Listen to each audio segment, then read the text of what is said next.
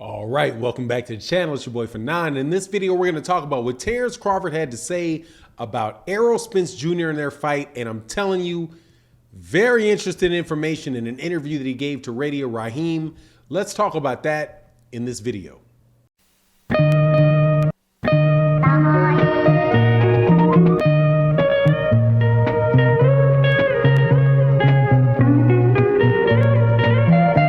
All right, welcome back to the channel. It's your boy Fanon. We're going to talk about the welterweight division and Errol Spence Jr., Terence Crawford. Terence Crawford is over in the UK watching a fight between Kell Brook and Amir Khan coming up this weekend. Bo Mack, the trainer of Terence Crawford, is the trainer for Amir Khan. So Terence Crawford is de facto team Amir Khan this weekend. And as a result, he was there for the press day and he gave out interviews and very, very enlightening information coming out in those interviews.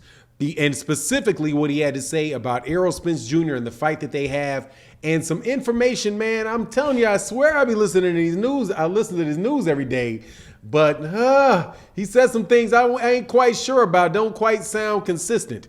But before I get into that, though, let me first say thank you so much for supporting the channel. If you're subscribed to the channel, if you are not subscribed to the channel, accept my invitation to subscribe to the channel. Hit the bell icon so that you can get all and select all notifications so you can be notified of when we release more videos, which we do on a daily basis. We also have daily live streams where you guys can talk live. So definitely subscribe to the channel. A lot of good stuff comes out. All right, so here we go.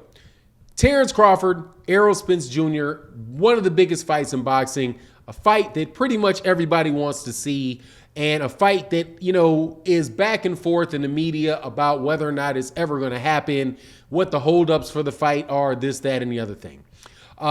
Terence Crawford was asked about that on a couple occasions. One was by, what is her name, from Behind the Gloves, and then it was Radio Raheem. Radio Raheem asked him what's going on with the Errol Spence Jr. fight. Why do you think is it going to happen? You know, if it doesn't happen, why don't you think it's going to happen? And Terence Crawford basically said something that I've been saying for a while, that neither one of those guys are ducking that fight. He said that Errol Spence Jr. is not ducking the fight. In fact, he said that he talked to Errol Spence Jr.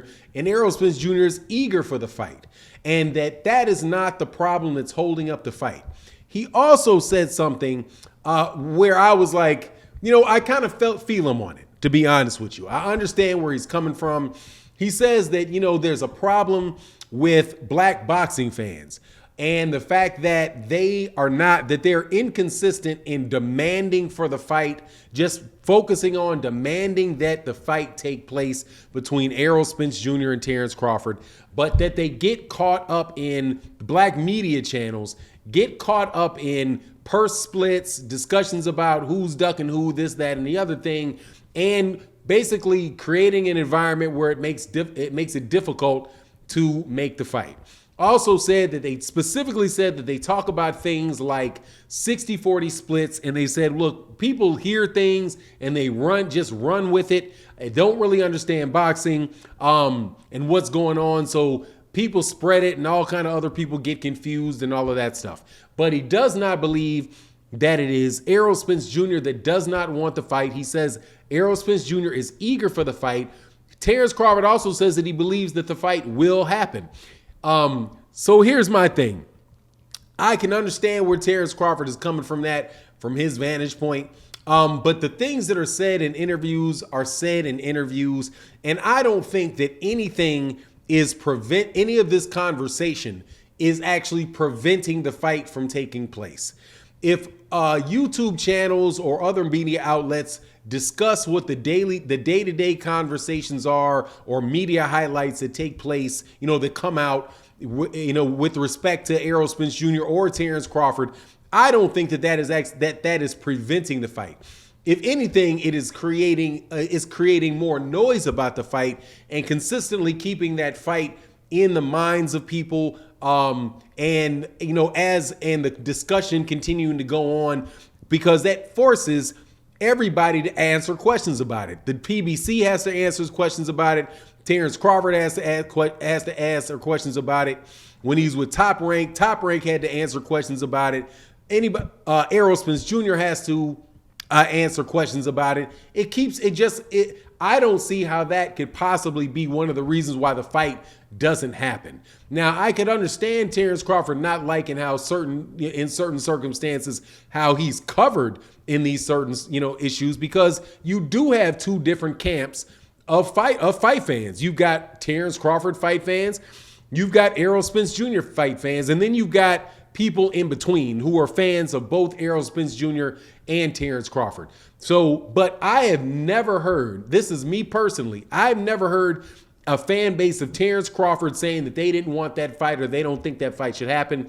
I've never heard people who are Team Spence say that they don't want that fight, that they don't think that fight can happen. Most of the back and forth and all that talk really is just around, who's telling the truth about what and all of that. But a whole lot of conversation goes about Errol Spence Jr. specifically is that Errol Spence Jr. is ducking the fight. And that is something that Terence Crawford refutes in this interview all the way out. He does say, however, and, just to add to the point, he does say that he wouldn't go about it in the way that Errol Spence Jr. went about it. He says Errol wants to fight this guy, that guy, this guy, that guy, right? And then after he cleans all that out, then fight Terence Crawford, where Terence Crawford's like, well, I would rather just get to the point and fight and just get the fight and get the Errol Spence Jr. fight, right?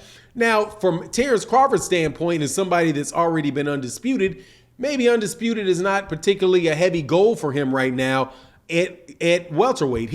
I don't believe that he's really talked a lot about being undisputed at 147 pounds. He says that he's already been undisputed at 140 pounds.